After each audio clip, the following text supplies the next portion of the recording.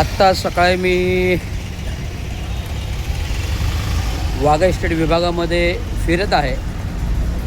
मुलीला परीक्षेला सेंटर्सवर सोडली मुलुंडला आणि फिरता फिरता वाघा इस्टेटमध्ये आहे. आज या ठिकाणी जो नाला प्रकल्पाचं वाघा इस्टेट रोड नंबर 22मध्ये जो हा नाला आहे तो जवळजवळ 12 मीटर आहे आणि 12 मीटरचा नाला जो काही वॉटर फ्लो आहे, वॉटर वे आहे, तो वॉटर वे आपण 8 मीटरचा करत आहोत. तो वॉटर वे आपण 8 मीटरचा करत आहोत. जो रस्त्याचा कलवट आहे, हा जो रस्त्याचा कलवट आहे, बॉक्स RCC बॉक्स त्या रस्त्याखालून गेलेला आहे, त्याला कंटिन्युएशन नाला करतो आहे. रस्त्याचा RCC कलवट आहे, त्या RCC कलवटला हा जो येणारा नाला आहे रोड नंबर 22कडे, तो आपण कंटिन्यू करतो आहे आणि तो 8 मीटरचा करतो आहे. आणि या 8 मीटरच्या वॉटरवेमध्ये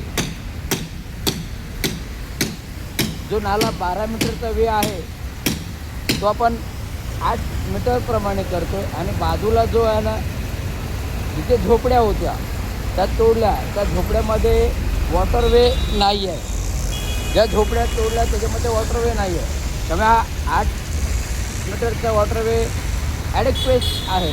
8 मीटरचा वॉटरवे ॲडिक्वेट आहे आणि 8 मीटरचा नाला राहील.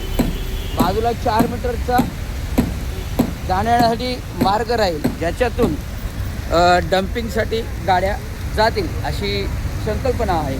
आणि त्या अनुषंगिक मी अभियंता, संबंधित उपअभियंता, कार्यकारी अभियंता, नगर अभियंता यांच्याशी बोलणी केली आणि त्यांनी मला विस्तृत सगळं सांगितलं. अशा प्रकारचे साहेब नाला आहे आणि हे नाला डिपार्टमेंटमध्ये आपण मुख्य कार्यकारी अभियंता होतात.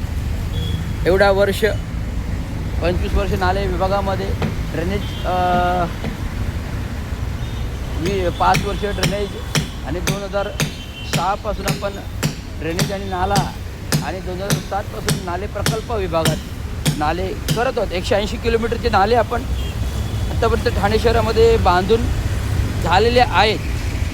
त्यापैकी उरलेले 36 किलोमीटरचे नाले आहेत. म्हणजे पहिला टप्पा 110 म्हणून राहिले 70, मग त्यातून राहिले 35 आणि मग 35, अशा प्रकारचा टप्पा आता आपण कवर करतो आहे. ही माहिती का आहे विस्तृत, कारण कार्यकारी अभियंता राहिलेलो आहे आणि महानगरपालिकामधील जनतेचं काम आहे आणि जनतेच्या पैशाचं काम असेल तर विनियोग व्हायला नको, या मागची भावना आहे. आणि ते साईट ऑफिस आहे, या साईट ऑफिसला कुठल्याही प्रकारचं कामाचं फलक असल्याचं दिसून येत नाही, ते त्यांनी लावावं. धन्यवाद.